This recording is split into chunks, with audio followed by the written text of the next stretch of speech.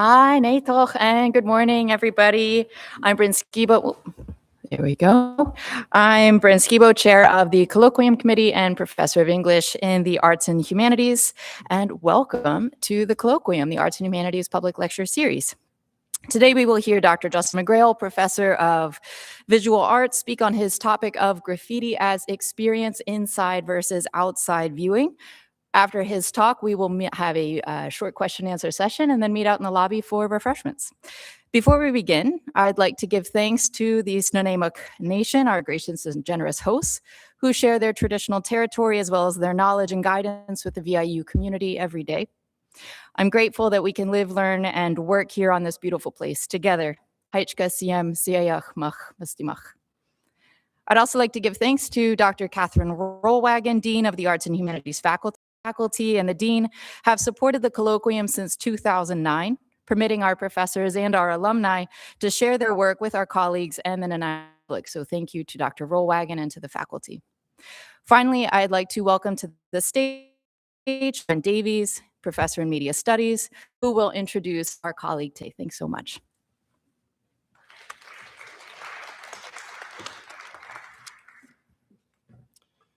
Thanks, Brandon. Good morning. Justin is the poet. Justin is Dr. McGrail. Justin is an historian. Justin knows green rooms. Justin hang art. Justin teaches internationally. Justin is a true spoken word veteran. Justin facilitates art therapy workshops in Beijing, in case you didn't know. Justin deserves a medal, honestly. Justin is supposed to be here. Justin serves tea in his office. Justin knows other languages. Justin knows the words for things. Justin knows about scholarly and social value. Justin casually recommends weighty theoretical volumes. Justin travels the world with soda crackers and peanut butter. Justin is funny. Justin is persuasive. Justin is supportive. Justin is collaborative. Justin experiments. Justin knows about orchestras. Justin digs European club music. Justin gets dressed up for Puccini. Justin, like me, was disappointed when Johnny Marr canceled a gig in Vic. Justin is at the door. In love. Justin is a dreamer. Justin is on the street. Justin tunnels under text. Justin likes having Mondays off. Justin visually imposes himself. Justin sometimes lies down on stage. Justin is slim moments away from a storm returning.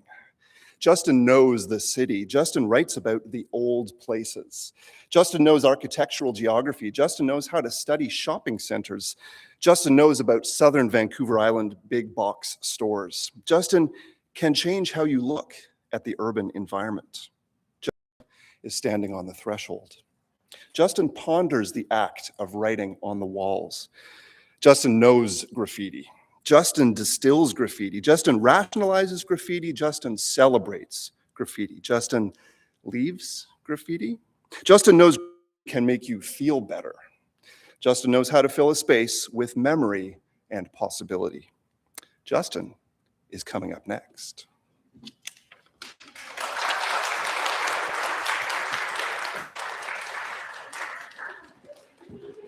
I can never get through the curtains. There he is.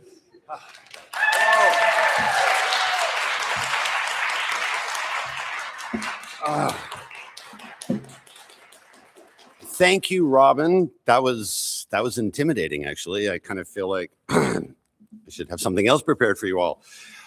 It is wonderful to be here. And before I forget, because she can't be here, exactly, because she's in Beijing right now. Pei's actually asleep, but that's okay. So everyone wave, say hi to Pei. Hi, Pei. Awesome. Thank you so much. I will send that to her, and then she knows I'm doing what I told her I was doing. All right, people. Graffiti as experience. Now, I'd like to start by saying this actually came to me in a dream. I awoke one morning in Beijing with... Which way do we go? To go forward? Which is the one? Big button in the center. What do I point it at? It's not doing it.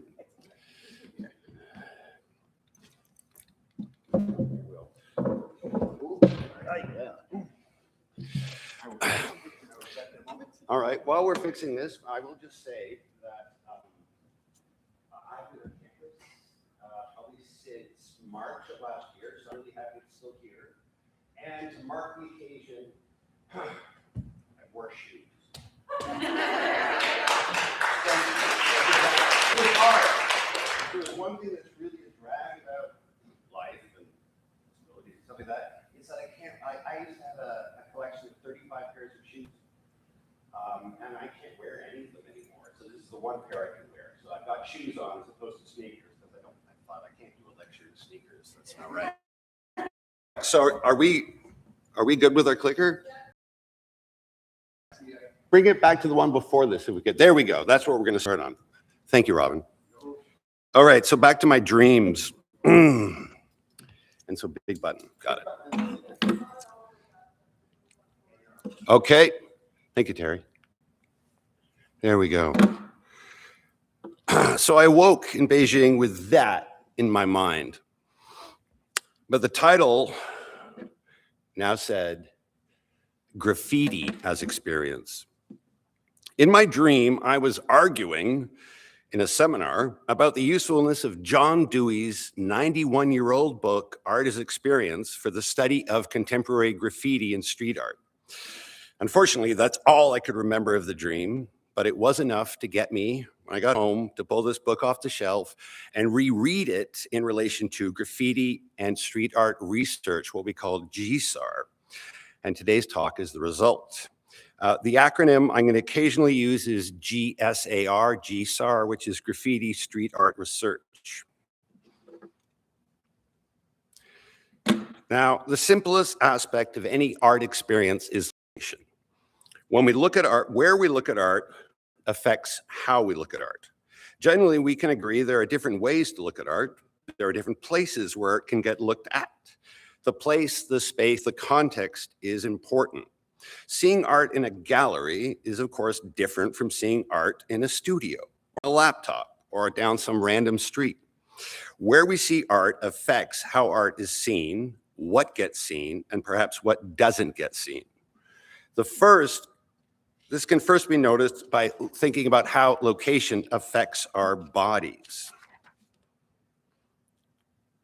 A visit to an art institution, like the Louvre, is usually a well-planned experience. It involves selecting clothes, arranging transportation, paying entry fees, getting a locker for your coat, and entering then the exhibition space. All of these events shape expectations. When one enters the exhibition proper, there is an unspoken kind of etiquette in art galleries. Visiting an art exhibition is almost like going to the library. Without thinking too much about it, you become very self-aware, very self-conscious, and very mindful of your manners, especially if you're Canadian. And unlike other settings, galleries impose limits on your behavior. Most people move in art galleries like they're in a temple. They walk softly, they speak in whispers, they view in silence, and all with an almost visible degree of self-consciousness. And there's this great willingness to defer. This kind of behavior is almost immobilizing and can lead to assumptions that everything you see in an art gallery must be good. There can be a complete abandonment of confidence. This type of atmosphere is one of the reasons why, when I'm in an art gallery, I like to laugh out loud. The one thing we don't expect in an art gallery is laughter. It's unexpected. It can be surprising. I mean, we're expecting art. We may even expect art to surprise us, but generally people are not ready to be surprised by other people who they assume are proceeding in the same special manner. The situation is, of course, different outside of art galleries. They encounter graffiti and street art. Of every encounter with graffiti, usually tied to location, prompts thoughts like, how did they get up there to do that? When did they even do that? The act of doing graffiti is sometimes more praiseworthy than the results of the graffiti. Daring, cleverness, acrobatics, all of this is the case. The making is the meaning. Remote locations make elaborate writing seem almost impossible. And such thoughts are not exclusive to graffiti. Other forms of art can also be surprising or physically impressive. The key is, again, context. How we experience art is obviously influenced by where we're going to see it, when we see it, and of course, why we're seeing it. Recently, I was struck by how different in my city of Victoria. What follows will be an attempt to describe and contrast these based on encounters with street art in an art museum, which is the Art Gallery of Greater Graffiti in a renowned location, which attracts, street art in unexpected locations, Cook Street Village. Each encounter was unique and raised different questions, prompted different thoughts, sparked different connections. As is obvious by now, I don't make any distinctions between paintings in a gallery and graffiti on the wall. Both are painting or art. Both create art experiences. Now, to give shape and focus to thoughts on art and context, I turned at first in my dreams to John Dewey's Art as Experience. No longer a familiar figure, John Dewey, you can see his dates there, American philosopher, psychologist, and social reformer, especially in the field of public education. As well, he wrote 37 books and 766 academic. Published in 1934, Art as Experience is Dewey's criticism of art institutions, especially museums and galleries in the United States. Dewey was concerned by the impact museums had on the experience of art, how they separated art from everyday life. The solution, according to Dewey, was to return art to its proper place, which is as part of everyday life. Art should not be confined to special buildings. Art should not only be seen on field trips or significant occasions. Art should be part of everyday life. Dewey emphasizes different things. One is effort, distinguishing between making art and the finished artwork. Writing, as you can see, there it is. Art is a quality of doing and what is done. The product of art, temple, painting, statue, poem, is not the work of art. The human being cooperates with the product so that the experience that is enjoyed because of its liberating and ordered properties, end quote. Now, this distinction is significant in the case of graffiti, in which making is often equal in significance to the work is recognized in the artwork. Clear. As I've said before, the making is meaning. Now, these ideas run kind of counter to the ideas of Immanuel Kant that art is best subject to quiet, solitary contemplation, and museums are the best place for such contemplations. Philosophers like to call this active contemplation in a experience. Dewey and me see institutions impose values, objects that they even have in their culture of origins. The result contrast of meaning is what concerns Dewey. He writes, quote, "When artistic objects are separate from both conditions of origin and operation in experience, a wall is built around them that renders almost opaque their general significance with which aesthetic theory deals," end quote. Wrapping objects up with labels and historical symbolism, turning what had once been simple everyday things into art historical symbols. That's what museums do. Placing artworks into institutions seems to spark a process that I call artification, whereby any object is transferred into a purely visual state. It has been artified. It's a thing meant to be looked at, not touched, and certainly not used. The process of artification is characteristic of the collections formed during the age of the 19th century and imperialism, when objects of all kinds were seized and cut off from their places of origins in everyday life. and I love this quote, quote, most European museums are, among other things, memorials of the nationalism and imperialism.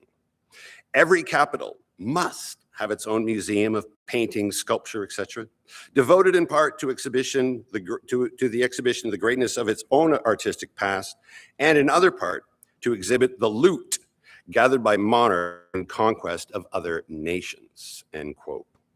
And here we come to a very contemporary concern about museums. A book published in 1934. We live in a time when societies in the West are re-examining the influence of the institution on the experience of art. Collections are being re-examined and reconsidered all over the world. All my life, there has always been a distinction, I heard, between art that belongs in a museum and art that doesn't belong in a museum. This type of thinking, with its implicit acquisitiveness, has recently been questioned and debated. And these are three books, recent books, that look at the way museums are built and how the collections are created. You've got Sharon Waxman's Loot from 2008. And I have to say, because I remember when that book came out, it was the first book that sort of even began looking at collections. Now it seems very tame compared to, for instance, Shimrit Lee's Deconstructing Museums of 2023, which is a spectacular book, and Alice Proctor's The Whole Picture of 2020. Much art in the collection of Western museums is inseparable from colonization and imperialism. The British Museum, for instance, has an enormous collection of nearly 8 million objects, of which merely 80,000 are ever on display. I said approximately, because recent events have made it very clear that the British Museum catalog system is very fallible. In 2023, an employee was fired after it was discovered that 2,000 items were missing and are now considered stolen. Innovations about the institutionalization of art, thus, have been justified by recent events. About experience. Just everyone, and I want you to imagine what kind of experience you'd be having if you were getting ready to join the line to look at the Mona Lisa. What about experience? Are there ways to look at art that evades the shadow of imperialism and artification? Maintain autonomy and critical perspective amid all these collections. What tactics can we use to disrupt institutional strategies? Dewey starts by separating the material object and its history from the visual experience. The actual work of art, he says, quote, is what the product does in experience. More than an object, art is an intensified experience. Art is not just the object. It becomes art when it gets seen, pondered, critiqued, argued over, and talked about. This is the art experience that John Dewey is writing about. Next step, in my opinion, is to ponder ways to change how we experience art in institutions. What steps can we take to ensure a clear, more authentic art experience, which isn't esoteric, complicated, or require a degree? The experience of art should be the uncomplicating of art, in my opinion. And so tactics. First, when you're in an art gallery, ignore all writing. Ignore the wall text, ignore the labels. More looking, less reading. With non-representational artworks, titles can be incredibly influential in the experience of the work of art. With labels, the meaning seems to be in the reading. And this isn't always the case, but it often seems to be. Make yourself be stopped by art. Not all art is equal. I think we can agree on that.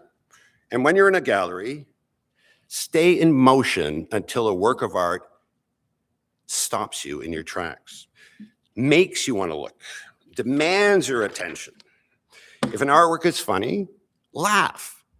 Not maniacally. You don't want to be a crazy person, but just be comfortable. Laugh naturally.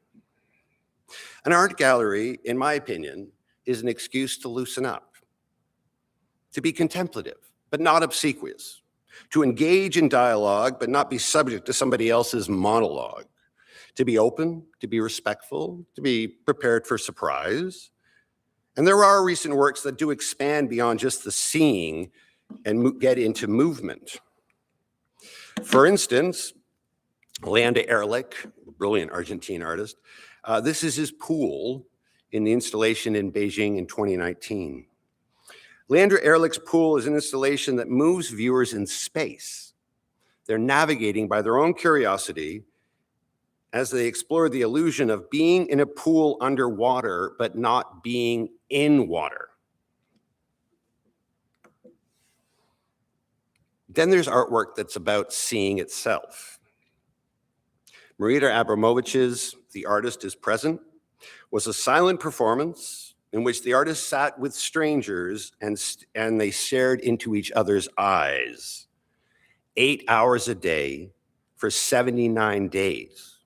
The performance was physically exhausting, but according to the artist, very rewarding. Abramovich wrote, "What I found immediately was that the people sitting across from me became very moved. From the beginning, people were in tears. So was I. Was I a mirror? It felt like more than that. I could see and feel pain. With the simple act of looking into someone's eyes, artist and audience had a deeply personal, almost confessional experience. Seeing, looking, feeling. The Artist is Present is a great example of art as experience. Both examples were created, however, for the art gallery system. But what about art that isn't in the galleries? What about art that's outside? Not just physically, but also socially and economically and politically. It seems from my own experience that just about anywhere you go on this planet, you see graffiti and street art. And it is here that we may begin to see how Dewey's ideas on art as experience can be integrated into GSAR. So, as should be clear, we should look at the time occasionally. The decolonization of art collections is not what we're talking about here. I'm interested in what isn't in art collections, which is usually graffiti and street art. It seems clear that graffiti cannot really be in a museum because it's not really of the museum. A long-established practice holds that graffiti must be outside, uncommissioned, and illegal. In the words of Fab Five Freddy, graffiti dies when it gets legalized. Of course, this hasn't stopped some writers from entering the art world through legal venues. Crash, for instance, his real name is John Matos, legendary subway writer. There's an MTA train from about 1979. And that is a work for the gallery system. He's a writer who transitioned into showing works on canvas in art galleries. And he wrote about the contrast, and I love the quote, "You can't compare seeing your name on a train to seeing it in an art gallery. In a gallery, it was a really mixed feeling. It was just an interesting feeling. When you see your name on a train, you freak out. It's really powerful." And I could well imagine. And can I just say, and I think you probably can get this, that it's a very different experience to see, because I've seen trains and they're moving and you don't usually get to see them for more than 5 seconds, 10 seconds. That work I saw in an art gallery in Ferrara, Italy. So I'm in a white cube gallery, and on a white wall, immaculately clean, that was there like a painting. And I think I agree with Crash. It's completely different from seeing his name on a train.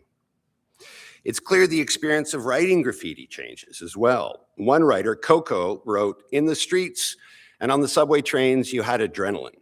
You were on the lookout all the time. And that made for its own unique form of creativity," end quote. There is street art, of course, that's been lifted or moved from its location, put on canvas, put in a gallery. And even if the work remains outside, it might, depending on the art market, end up being under a sheet of plexiglass, such as this work by Banksy that I encountered in 2018, just walking on Rivington Street in London. This, I think we'd agree, is an imposition of the art world onto the world of street art. Because it's by a very well-known street artist and as a result, the art feels further from us, distanced, protected, colonized. If possible, it seems better to stick with art that the art market ignores. And luckily, generally, this means graffiti. Not part of the gallery world, writers are part of the urban world, the world of the everyday experience. Graffiti is an expression of energy, youth energy, that's been part of just about every city I've ever visited in North America, in Europe, and in Asia. And it is, of course, available to view for free. Graffiti and street art disrupt the planned aesthetics of urban environments. I think of it kind of like a sign of life, a sign of energy that can be surprising. As a part of the visible result of these two initiatives, oh, hold on a second. Okay, good. Do that again. As part of everyday life, an unplanned aesthetic encounter makes graffiti part of urban culture. It's what's out there, giving it a level of authenticity and authority to match art institutions. To see graffiti is to experience art without institutional conventions. Institutions promote institutional actions, respect, quiet habits, gazing, pondering, self-consciousness, self-awareness. When looking at a painting in a museum, it is framed by the museum's conventions, as you can see here in the Louvre. When we encounter graffiti, we can quickly judge the appearance before considering where it is, how and when it was made, and how they got up there. Quickly, we're into an aesthetic experience that's all our own, that lasts as long as we wish. We're not in a position to read a wall text that details just what a curator thinks you should think about. There's no artist signature because in the case of graffiti, I can go back, it's all signature, right? That's what graffiti is. That's why we call it signature graffiti. So we've really transcended that aspect of the art market as well, especially because in graffiti, the signature is often indecipherable. Outside prompts questions that would make no sense if you were inside. As part of his reflections upon concluding his unofficial month-long residency in New York City, British street art icon Banksy observed, and I think I have it here, yep. Outside is where art should live, amongst us. And rather than street art being a fad, maybe it's the last 1,000 years of art history that are the blip, when art came inside, in service of the church and institutions. But art's rightful place is on the cave walls of our communities, where it can act as a public service, provoke debate, voice concerns, forge identities, end quote. Now, like Dewey, Banksy argues against artification and the institutionalization of art, seeing it instead as a public service, not as a private good. Idealistic, I agree, but not probably as far away as you might think. In Victoria, now this is before the pandemic, there were public events that featured writers making graffiti pieces on public and private walls. There was the Z Expo, which I love the fact they called it a day of graffiti and culture. And there was Concrete Canvas, the Rock Bay mural project. Z Expo was June 18th, 2016, and the Concrete Canvas was August 25th, 2018. While appearance is the visible result of these initiatives, so there you can see it actually happening.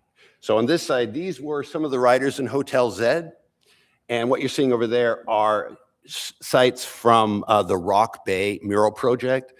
And you can see there's even a Q&A that we had as well. Not only were there, I mean, the results were impressive, but what I think was more impressive were the relations between the municipal governments and the local street art community. Not only were there babies and children at Z-Fest and Concrete Canvas, there were also DJs, kids' activities, and it was pretty funny watching kids learning how to vandalize buildings and operate spray cans, so that was hip. And even, amazingly, a Q&A that you see over there with graffiti writers and street artists. And yes, I asked a question, but unfortunately, I can't remember what my question was. But of course I did, because you want to be a participant.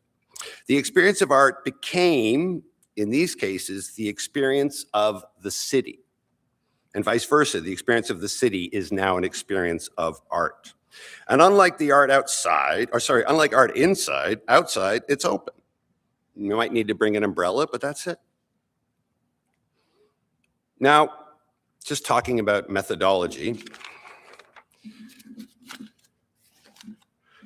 This section I just want to call walking as methodology.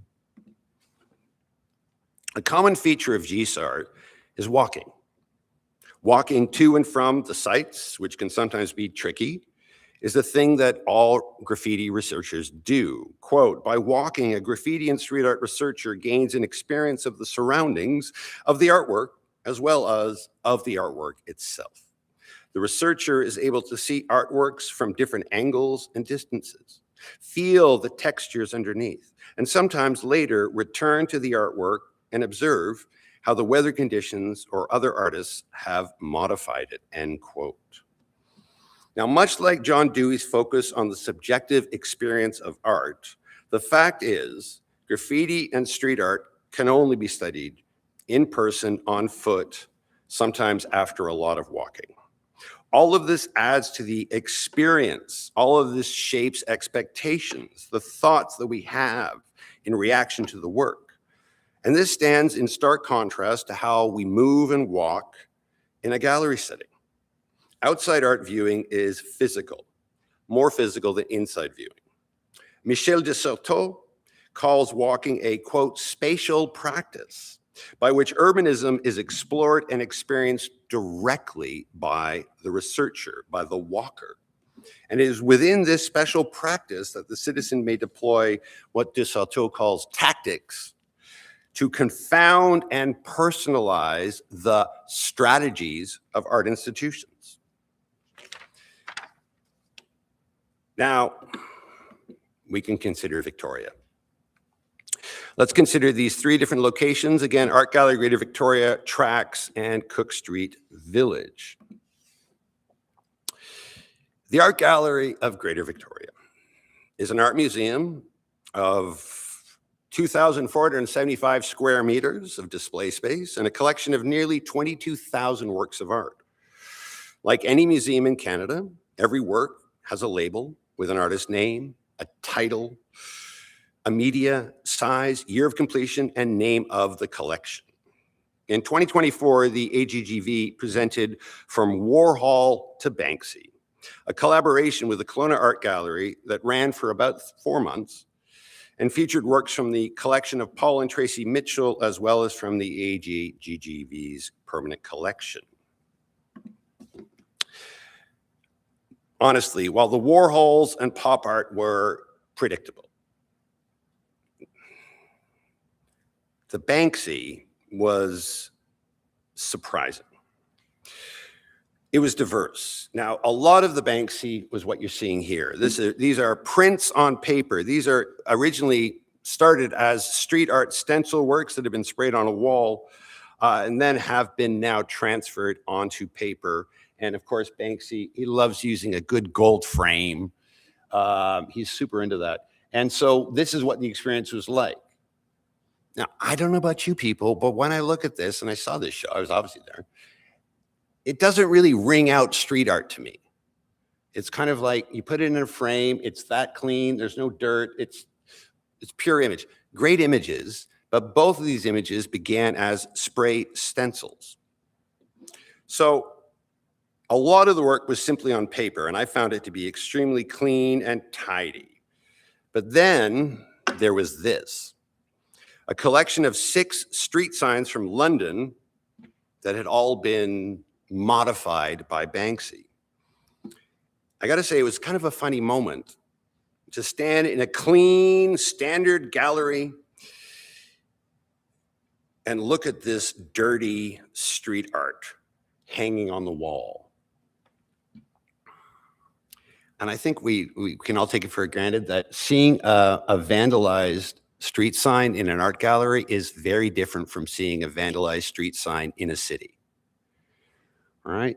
I mean, just think about how different it is to see that stop sign when you're not driving, as opposed to if you were actually driving and you'd actually look. So the way we look at signs, I mean, we all know this because we all do this unconsciously. So in a way, Banksy, so one of the reasons why Banksy and other street artists love using street signs is that street signs are visible but underlooked at. And so by vandalizing them, it's a way of making us look at the signs that surround us.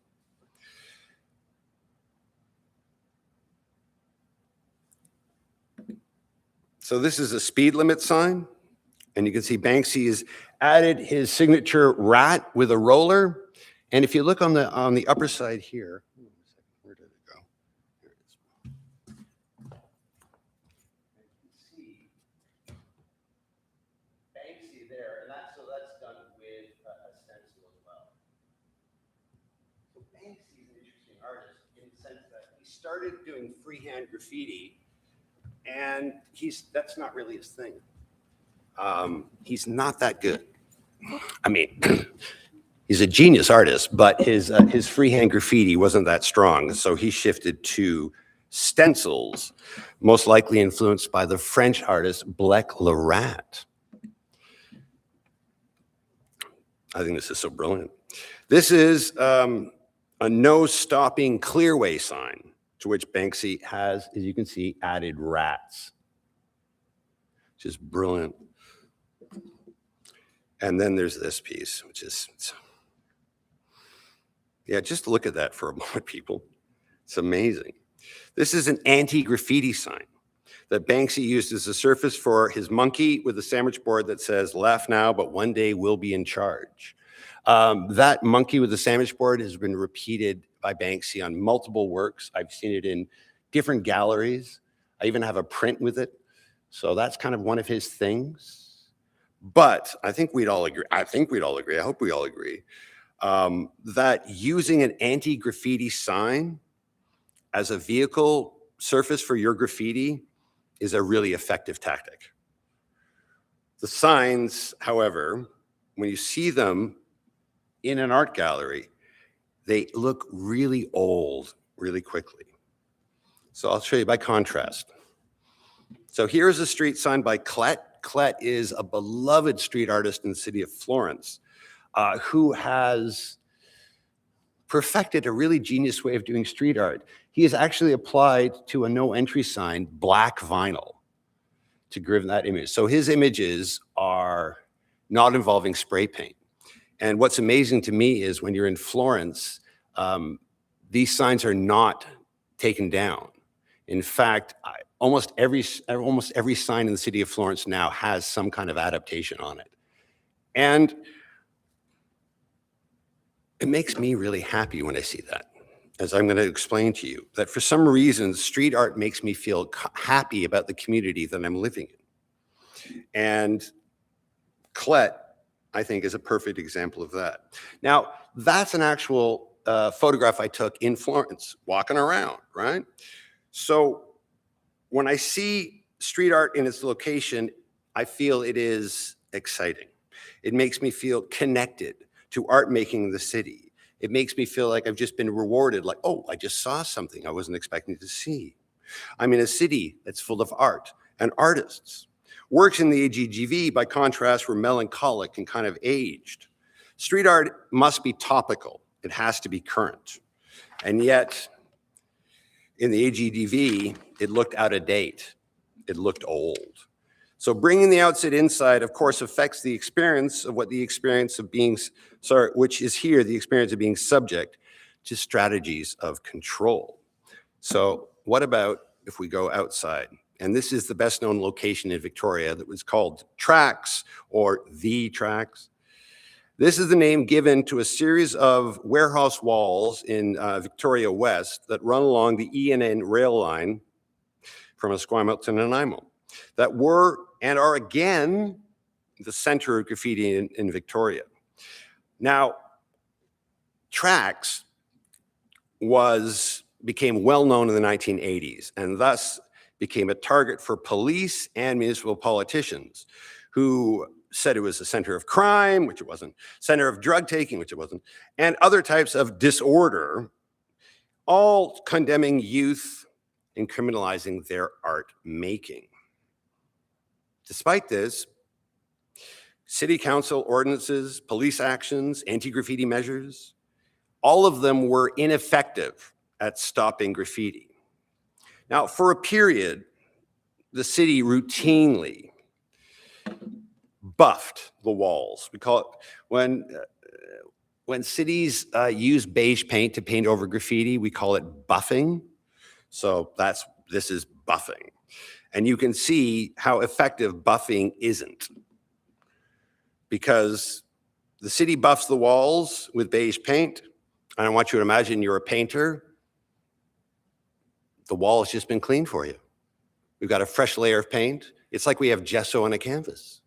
So anti-graffiti measures actually make future graffiti more likely. If not, you're almost guaranteed to have it, which is what you see here. And I was going to Tracks regularly for years and witnessing again and again. And so I sometimes think about how many layers of paint are actually on these walls, because there's going to be a lot of beige paint for sure. However, as I said, it doesn't really work. Now, in 2001,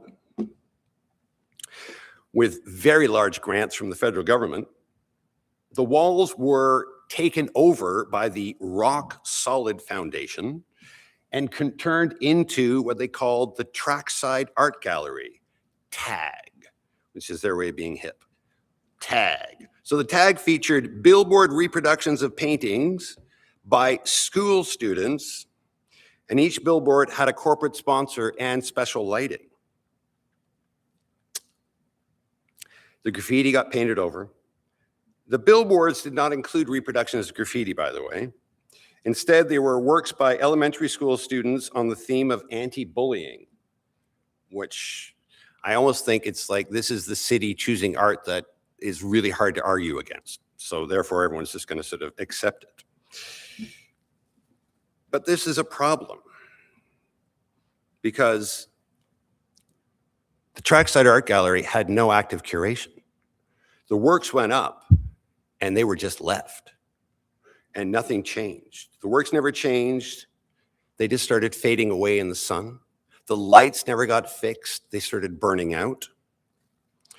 And now, well, this is what it looked like. I really enjoyed my time around the early 2000s, taking photographs of Trackside because it really was like an active ruin site. You're literally watching something fall apart. In this case, as you can see, literally the posters were falling off the walls, even though, as well as being completely bleached in the sun. However,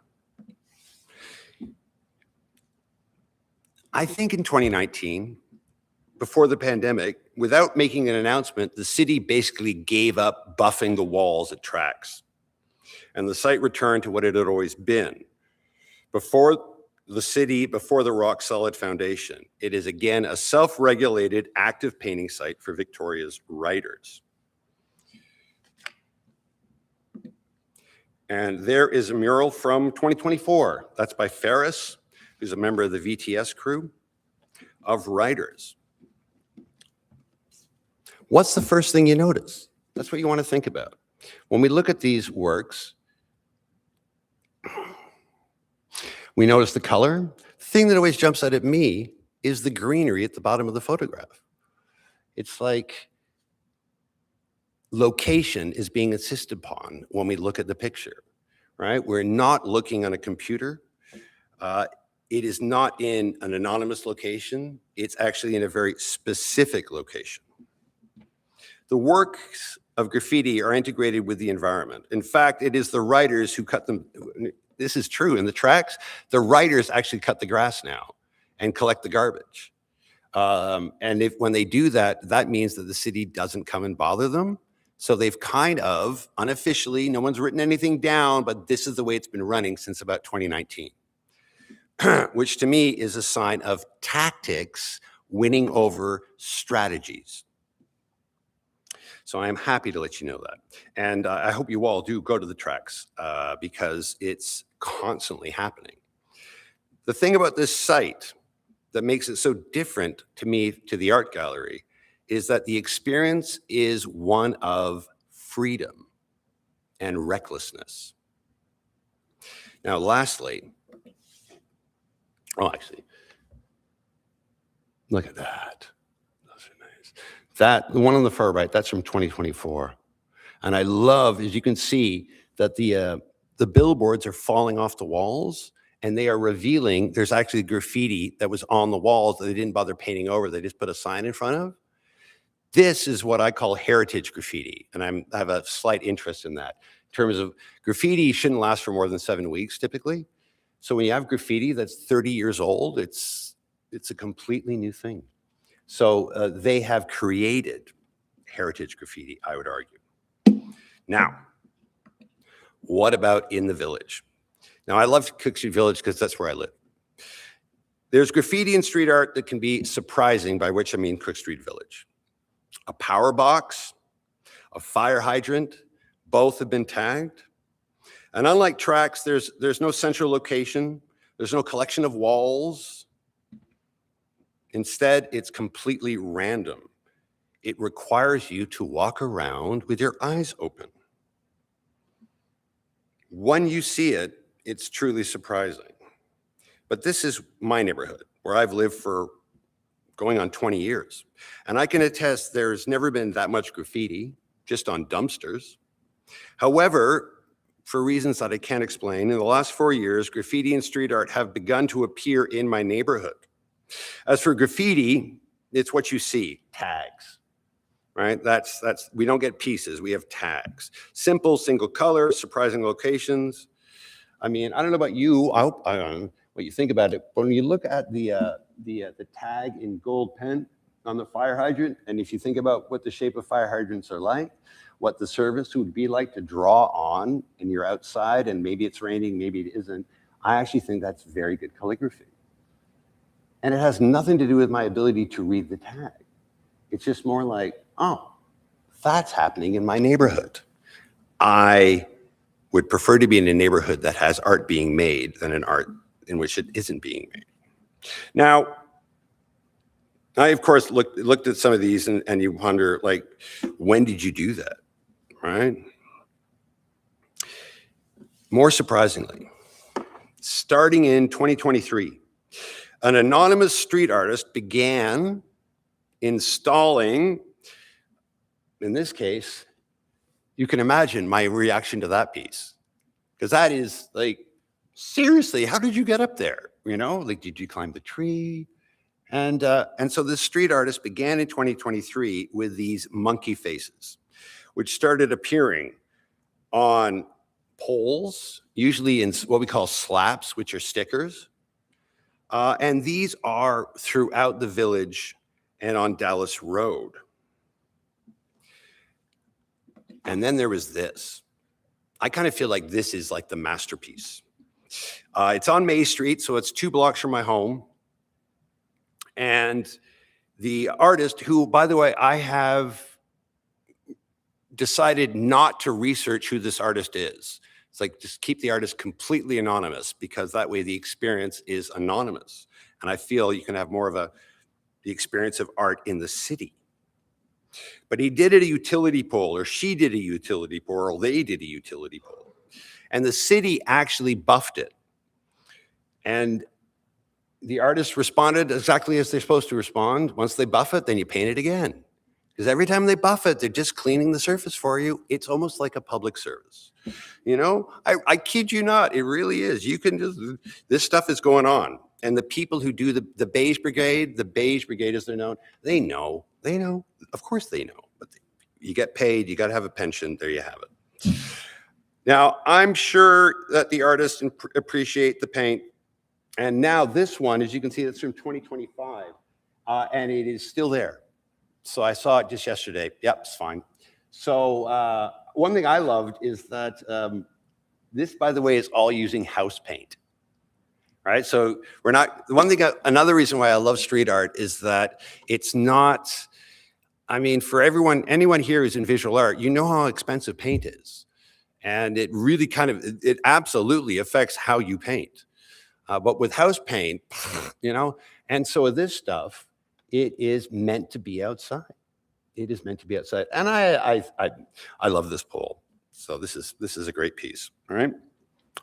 Now, the experience of all of this is, I guess, opportunism, daring. But as I said, it makes me like where I live more. It makes me feel like there are people in my neighborhood who make art. So, to finish, and we'll get to some questions out, this is what I want to say. Dewey's ideas about art institutions now are completely validated. As someone interested in art that's not in art institutions, Dewey's ideas are also a bit of a respite from the pressure that I got to tell you, as a university-trained art historian, I feel when I don't have access to artist name, title of work, location, and date, media. Like those 5 basic points, which, you know, when you're in art history, you kind of assume you're always going to have that piece of information. But of course, with graffiti, it's not presided. And so Dewey points a way out of that anxiety to enjoy the graffiti purely as an experience. You can ask, how does graffiti make you feel? And how it makes you feel, tells you what your thoughts are on usually public art and crime. Context. Outside is different from inside. And I urge people to avoid judging graffiti, to just open your eyes and take in the experience, to take in graffiti as experience. And lastly, I guess I'd encourage you all to follow your dreams. Thank you.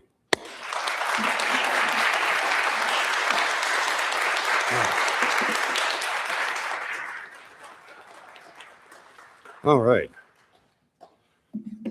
How was that? How long was that? Oh, that's right on the number. Okay. Solid. Questions Do we have questions? from the audience? Bryn, can you see? Yep. Okay. Oh, actually. I just can't see. So I'm just wondering, Dewey and his concept there was very influential in Roosevelt's WPA program to hire artists to paint murals and other artwork in federal buildings, particularly post offices in rural areas. How do you feel about that as public art? Is that the sort of thing you put in the same class as street art? No, I wouldn't consider it street art, but I think thank you, that's a really good question. And I love the Federal Art Project and the works that came out of the New Deal. And I would argue that the artists who participated in the mural projects, by and large, were politically radical. And this actually became a vehicle by which very radical images, most famously when Lenin got painted on the wall in the Rockefeller building. So all those things are happening. I don't consider it street art because they're painting inside. They know they're getting paid. It's not illegal. You're not going to get busted. And yet it's as you said, it's mural, so it is public, but it's not street art. And I'm really concerned. I'm always really happy when artists get paid. That's sort of like the key thing, you know. That's the key thing. Other questions? Behind you on the left, right?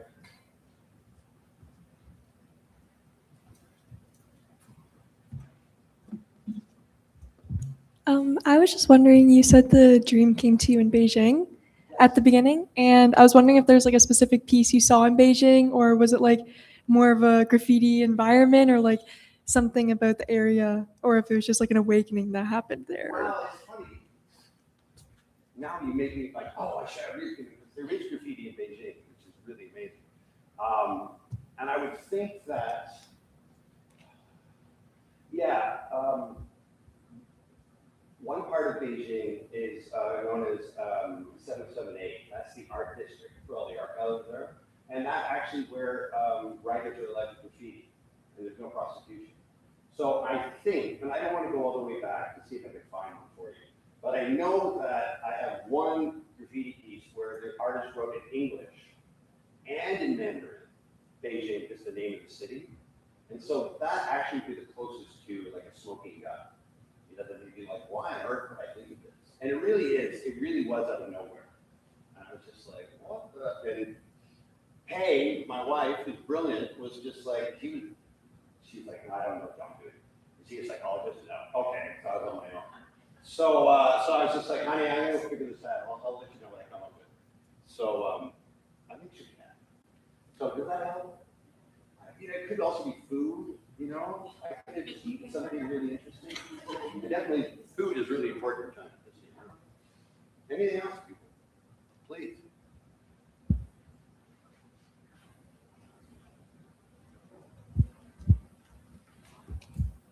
Hi, Justin. Hey. How are you?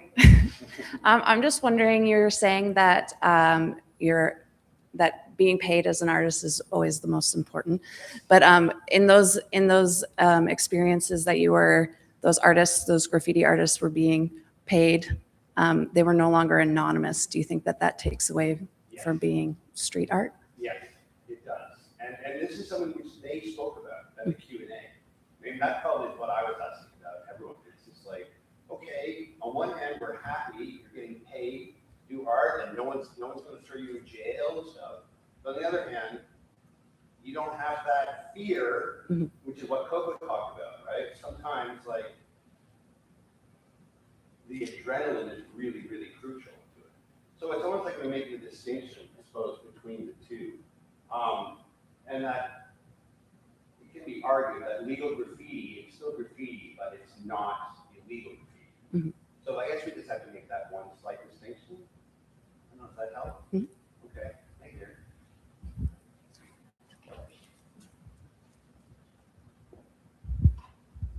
Thank you, Justin. You always make me look differently at the world, and I appreciate it. It's always really interesting to me when we try to classify things.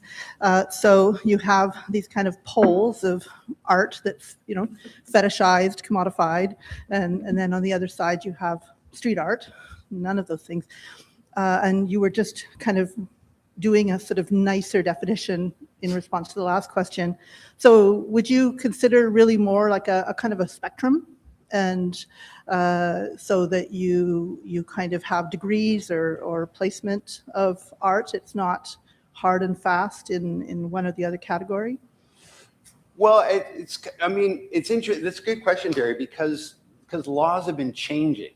And so I've been noticing that. Like, for instance, before the London Olympics, the Metropolitan Police Force in London really cracked down on graffiti, and they kind of went a little ballistic on people. So they sort of, like, people who'd been given fines were now getting arrested.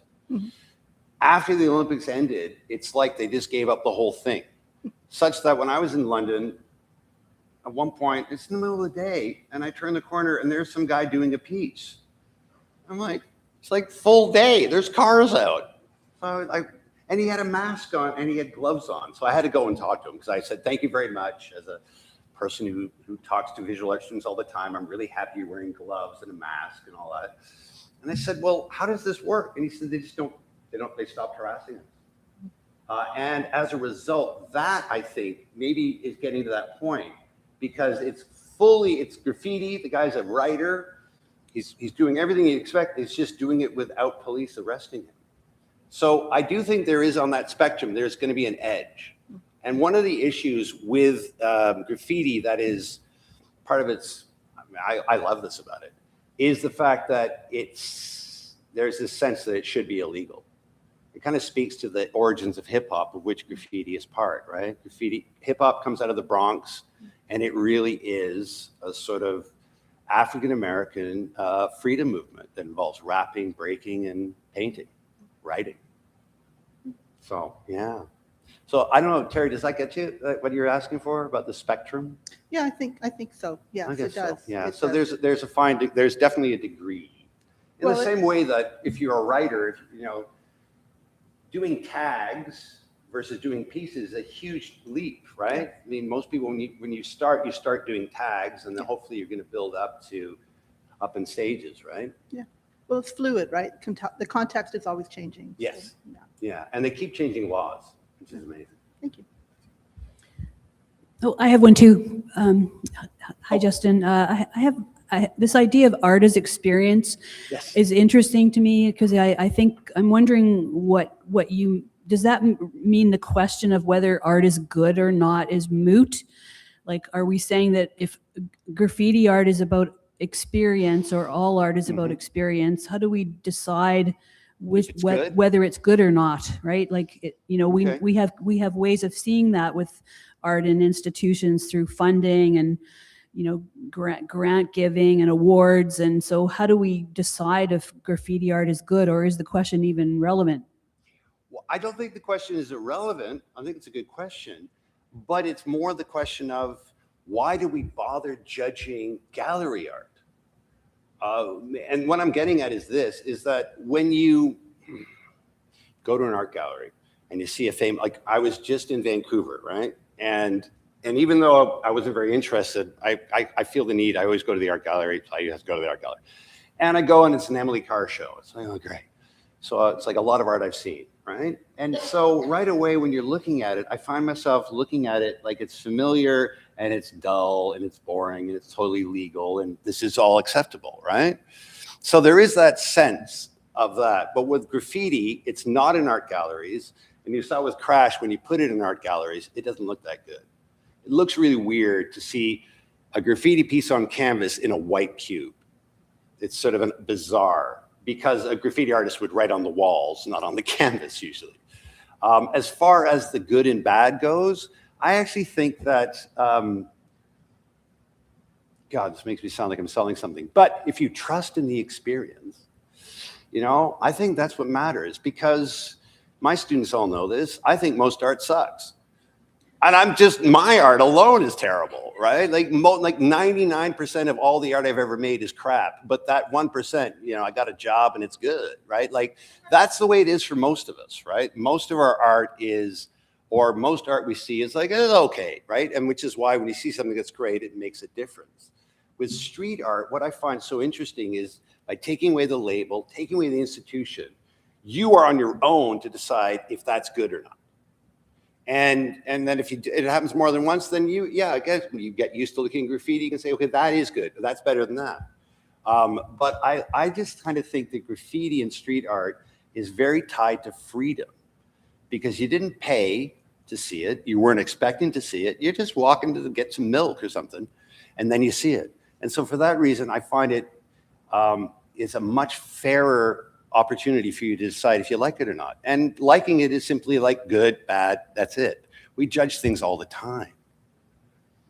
So I don't know if I have no idea. I'm a bit of a cyclone, but anyway, Robin. Thanks, Justin.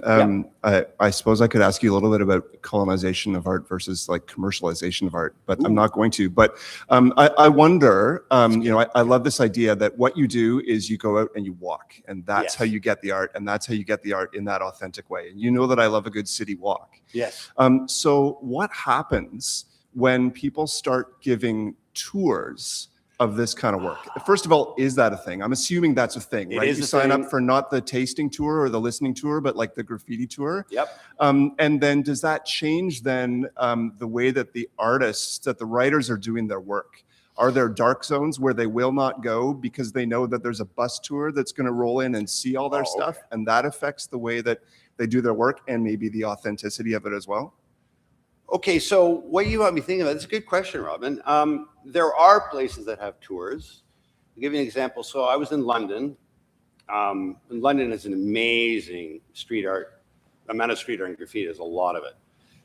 So I was on what's called the Leek Street Tunnel. Leek Street Tunnel is an iconic place for graffiti in London.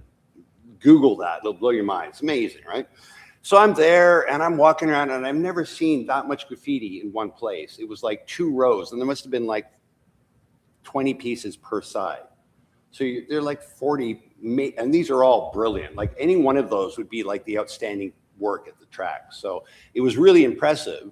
And I'm wandering around and I'm, you know, and I walk through the whole tunnel. And when I get through the tunnel, there are some writers who are actually working on a piece.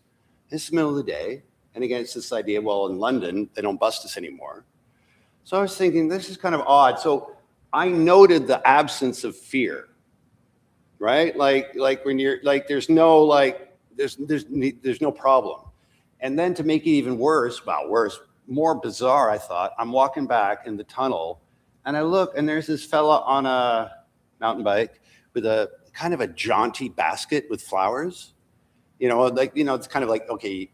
And behind him were a bunch of people on bikes and it was a bike tour. And these were all tourists from America who had specifically paid to be taken on a bike tour through London to get lunch and look at street art. I kid you not, they literally were looking at this street art and then they were going to have lunch. So everyone was like, yeah, this is great. This is great. What are we having for lunch? So I thought that was bizarre. And yet I would argue that the effect it has on the writers is legitimation. For a lot of art, like for a lot of these artists, because they can now be seen in daylight and not get arrested, and they actually have tourists coming who are like walking up to them going, wow, this is really cool. I actually think it's part of the legitimation of graffiti. And I'm hopeful that that's going to continue because it'll get to the point where graffiti artists are taught in art history, not just by me, and are legitimately part of the art world without being of the art world. That's the key. It's like taking money from your parents. You want to get married, pay for the wedding yourself. If your parents give you any money, it's not your wedding anymore. I'm just saying, I don't know where that came from, but that's what that I do think that is true. I do think that is true. We're going to take one more question and Yes, then we'll please. continue the questions out in the foyer with snacks and refreshments. I'm going to break the rules. Hi, Justin. Hi, So nice to see you. you as well. Thank you. You remind me why I love art. I actually have 2 questions. They're sort of existential and proliferate upon your comment. Okay. Does decriminalizing street artists neo-institutionalize their work? And why beige? Okay, so firstly, why beige? I kind of think that they used to do gray. So it's almost like they started with gray and then moved to beige. I am convinced, now this is completely anecdotal, but, and it's mainly drawn from years of taking the bus through Surrey when I was teaching kindergarten. There is so much beige paint. Beige was so popular in the 90s. Like that was the thing. So I kind of feel like the city, because they don't spend money if they don't have to. So I think that's because it's house paint. So it's beige house paint that I think that they got donated from developers. I like the fact it's beige because it's not intrusive and it looks real good. What was the other question though? More that was deeper. It was about legitimation. Does decriminalizing street artists neo-institutionalize their art? Yes. Yeah, it does. It does. Which is fine. It's more a question of, it's like, what tactics can they use to make the strategies work for them? Like this idea of tactics, this is Michel Dusautoux. And the idea is that institutions have strategies. This university has a strategy, we hope. They have one, right? Every single one of you and every single one of the employees, we all operate our own set of tactics that meet the strategy. And that's where we find freedom. That's what the tactics are. And I think for street artists and graffiti artists, the illegality of their art is essential. It's kind of like, yeah, that's a really hard thing to lose. And I will agree with them because even doing things that are illegal, even if they're small, it gives you an effect. I remember, okay, I'm not officially confessing to nothing, but there was a period in my life when I was into tagging. And I remember tagging this one building that I actually teach in art history class. So I probably shouldn't have done that, but I did because, I don't know, I was in the mood. And I got to say that when I walked away from that, I felt so effing good. I was like, yeah, totally, yeah. I felt like I actually contributed something. So for institute, I think for the street artists, the key is just about like anything. It's just like how you paying your rent, how you paying for food. That to me is what matters. And if you get, that's why like the whole thing with Banksy that came out last week, I believe. I think you mentioned, I went and read all the articles after you mentioned it. Because I just find it so, talk about not getting the point. And I think, Shelby, this might get to you, which is that Banksy is famously anonymous. Of course he is. You got to be anonymous to be a street artist. And around 2008, I think it was, and this is early days for him, a photograph was printed in The Guardian that purported to show the dude Banksy, who is this guy, Robin Gingham. And so it was kind of out there, and people immediately started arguing, like who cares? It doesn't matter. It doesn't matter. Like, I don't care who Banksy is. I don't care if it's 4 guys or 4 women or anything, like whatever. So they kind of let it die. And thus I was really surprised when you mentioned that Reuters, which is about as mainstream as it gets, is suddenly interested in Banksy.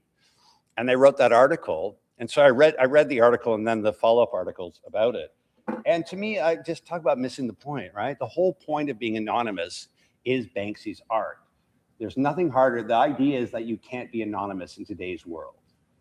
And Banksy is, let's face it, the name we associate with the paintings. That's who he is. It doesn't even matter who the actual individual is, in my opinion, because I don't think when you study art, you're studying art. It's not studying the artists, right? You got to get the art. The art, that's one of the effects that we've all gone through in the last 20 years is, I feel, really pushing biography back a little bit and letting the experience of art, just strictly as a visual experience, happen.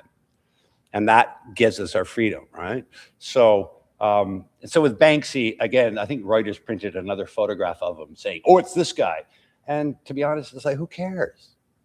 Because you're not going to charge him. They're not going to throw him in jail.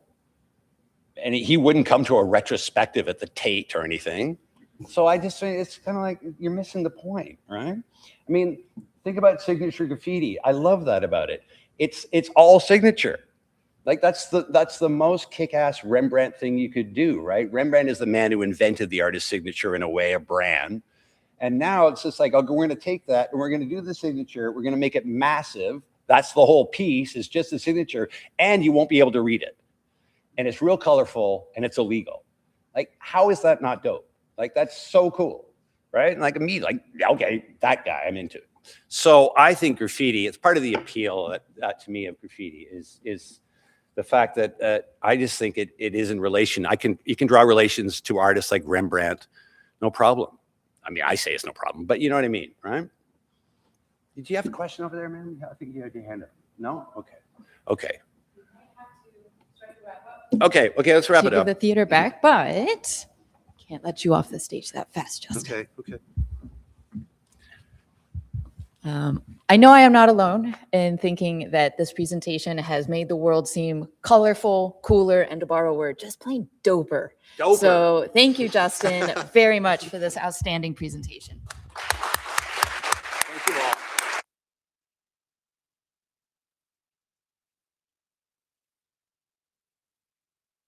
Driving up from Victoria. Absolutely. Thank you all. Seriously, thanks for being here. And if I can borrow your attention for just one extra second, I also want to thank the student crew who organized this event from start to finish. You all allow us to be here. Thank you. Finally, because you're a captive audience, I just want to give you a heads up. So Justin is our anchor of our colloquium relay over the course of 2025 to 2026, but we will be back in September with a very splashy event. It's the first time social sciences will be involved in the Arts and Humanities Colloquium, with Dr. Marie Hopwood presenting on ancient brewing practices, teaming up with contemporary craft breweries all around Southern Vancouver Island. So it's going to be a very splashy event. More information on that will be available at the Colloquium website. You can just Google VIU Colloquium, it pops right up. And if you would like to receive directed information about this, once in a while we send out a newsletter to just let everybody know what the next event is. Justin's came out a couple of weeks ago. You can email me, Bryn Skibo, bryn.skibo @viu.ca, and we will put you on our listserv and you will be informed. It should be, the next event will be roughly around the 3rd to 4th week of September. So again, more information on that to come. In the meantime, please join us for some refreshments out in the lobby. And thanks for coming, everybody.